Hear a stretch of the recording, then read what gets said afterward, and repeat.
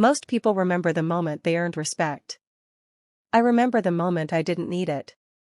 It was a crisp autumn evening when I walked into the decorated ballroom, quiet, deliberate, unassuming. My name is Lana Kessler, and in my family, I've always been the shadow. The overlooked. The one who left early and never called back. My younger brother, Damon, was the star.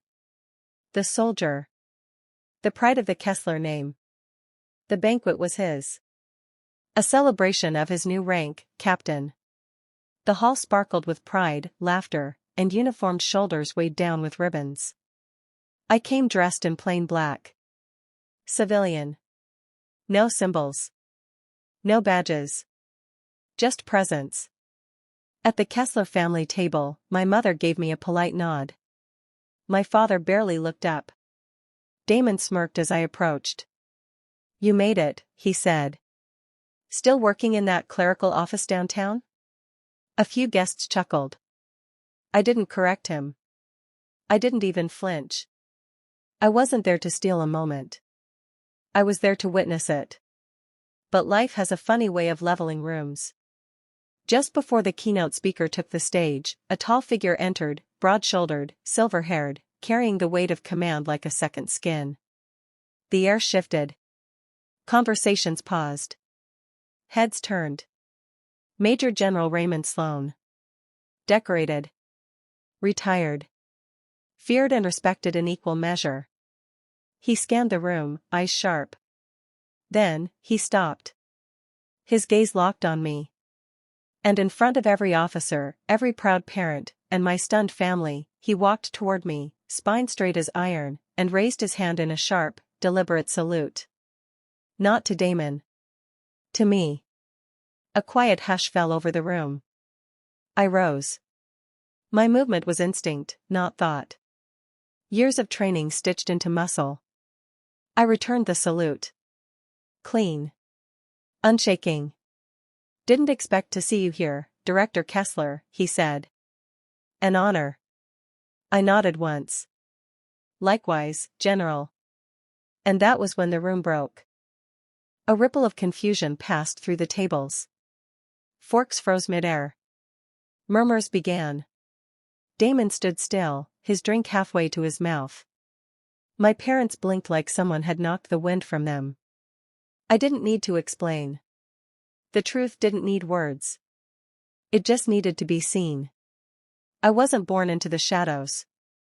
I was pushed there. In our house, the story was always Damon. From age 6, he was loud, brave, and brash, correcting teachers and charming coaches. Our parents adored it. "He's going to lead one day," my father would say. I, on the other hand, was quiet. Bookish. I'd spend afternoons learning foreign languages or mapping historic battle strategies in notebooks no one read. My achievements didn't hang on the fridge. No one asked what I was interested in. When I turned 18, I didn't throw a party. I packed my things, left a note, and disappeared from the script. Damon went into ROTC, full ride. My parents sent care packages, posted his photos, organized watch parties for his basic training graduation. I didn't call. I didn't send updates. What they didn't know was, I enlisted too. Not under the Kessler name. Not under any public commission. I went through a separate channel, intelligence.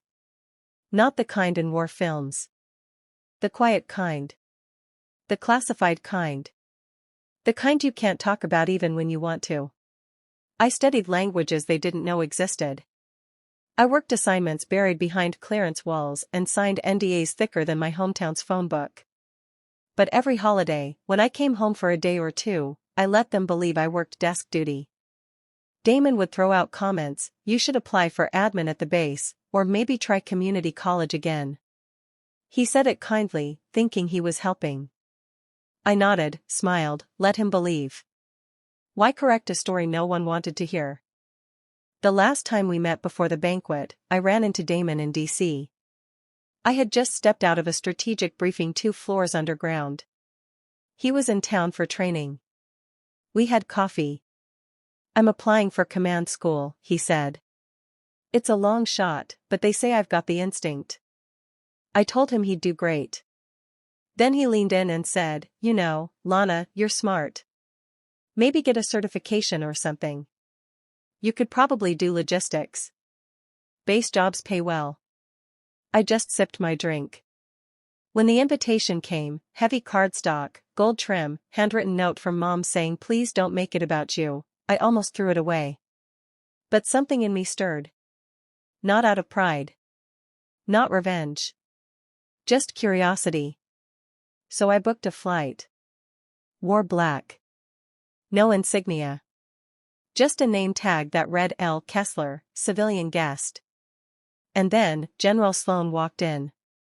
And the narrative cracked. People whispered. Eyes widened.